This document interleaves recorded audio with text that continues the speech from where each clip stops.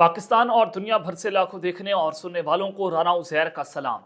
नादरकम इस वक्त पाकिस्तान के सियासी मंजरनामे में बड़े बड़े धमाके हो रहे हैं और बड़े बड़े बुर्ज उलट रहे हैं, जिसने पाकिस्तान की सियासत में खिचड़ी पका कर रखती है और ये खिचड़ी पकती चली जा रही है। मैं कुछ बड़ी खबरें लेकर आपकी खिदमत में हाजिर हुआ हूं। सबसे पहली खबर पर आज हमने बात करनी है कि साबिक वज़ीर आज़म पाकिस्तान जो कि इस वक्त अडियाला जेल में कैद हैं, इमरान खान साहब, उनका army chief general Asim Munir के हक में बयान सामने आ जाना, यह बयान इस वक्त बहुत इंपॉर्टेंट है। उसकी टाइमिंग बड़ी इंपॉर्टेंट है कि एक ऐसे वक्त पर जहां पर जो इमरान खान रियासत के मुखालिफ आकर खड़े हो गए, जहां पर रियासत और इमरान खान एक दूसरे के आमने सामने थे, तो अब एक बार फिर से सुलह का हाथ बढ़ाया क्या है, ये मामला क्या है, माजरा क्या है और इमरान खान साहब ने किस तरह से अपना बयान जारी किया, ये तमाम तर डिटेल्स आपके सामने रखूंगा।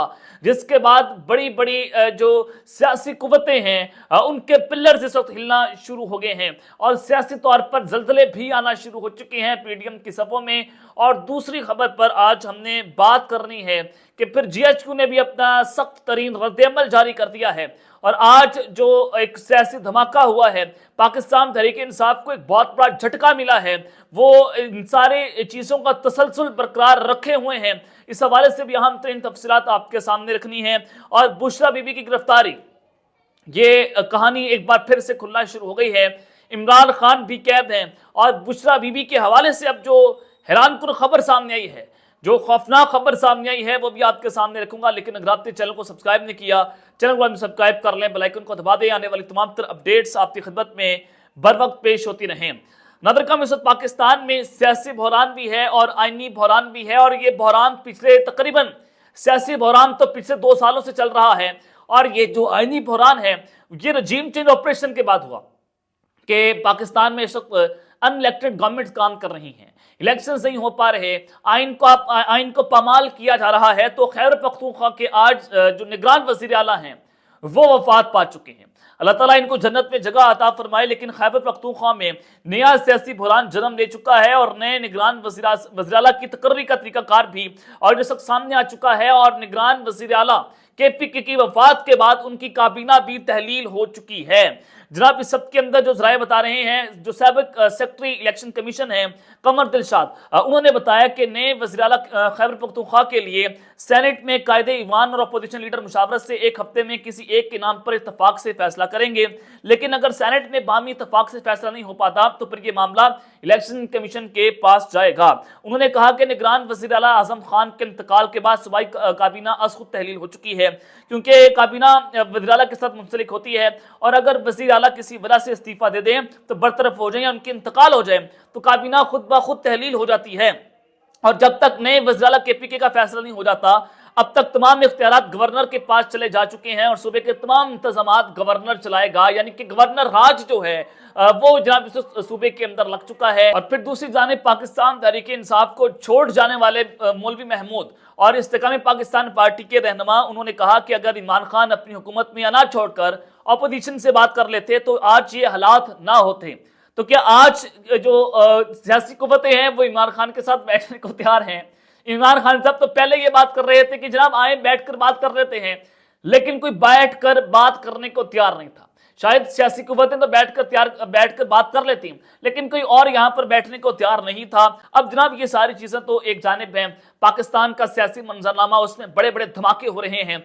पाकिस्तान तहरीक-ए-इंसाफ के हवाले से मैंने आपको ये दावा किया था और वो खबरें हमारी दुरुस्त साबित होती हुई दिखाई भी दे रही हैं। जब असद कैसर और फवाद चौधरी की गिरफ्तारी हुई तो मैंने आपको बताया कि अब 6 से 7 बड़ी गिरफ्तारियां होंगी।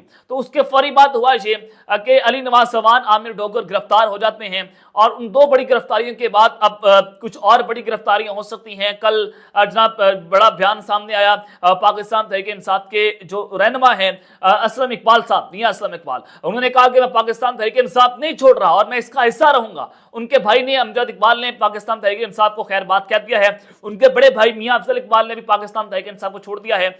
आज जनाब जो बड़ी खबर सामने आई है वो खबर इस वक्त पाकिस्तान की सियासी मंजरनामे पर एक बिजलियां बनकर गिरी है। और वो खबर जो है उसने जनाब इस वक्त पाकिस्तान तहरीक इंसाफ को बहुत बड़ा धचका पहुंचाया है।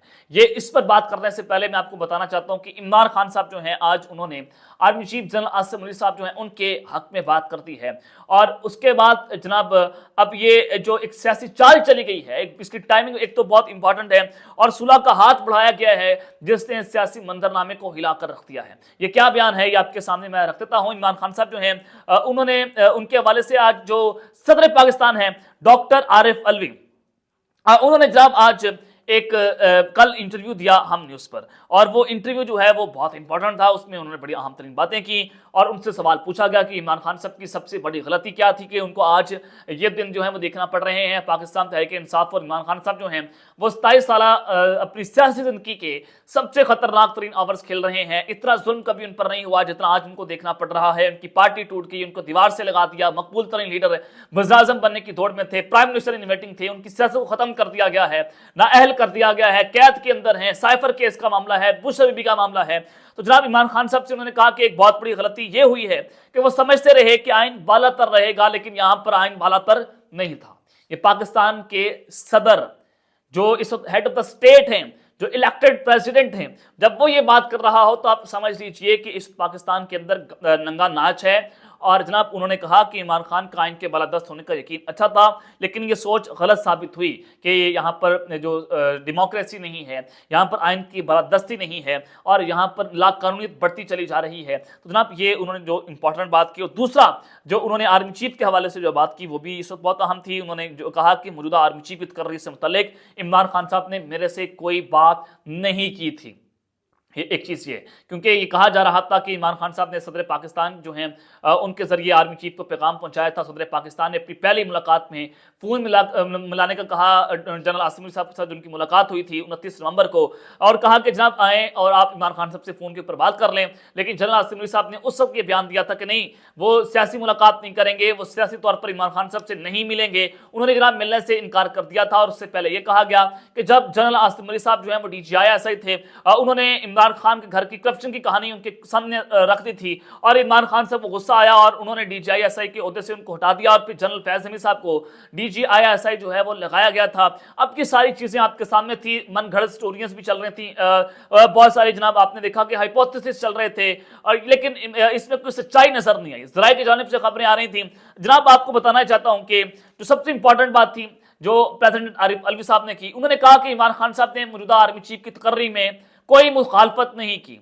उन्होंने जनरल बाजवा साहब को मेरे तवस्सुत से ये पैगाम पहुंचाया कि जनरल बाजवा को पैगाम दे दो कि आर्मी चीफ लगाने की चॉइस और फैसला आपका है, हम इसमें कोई रुकावट नहीं बनेंगे।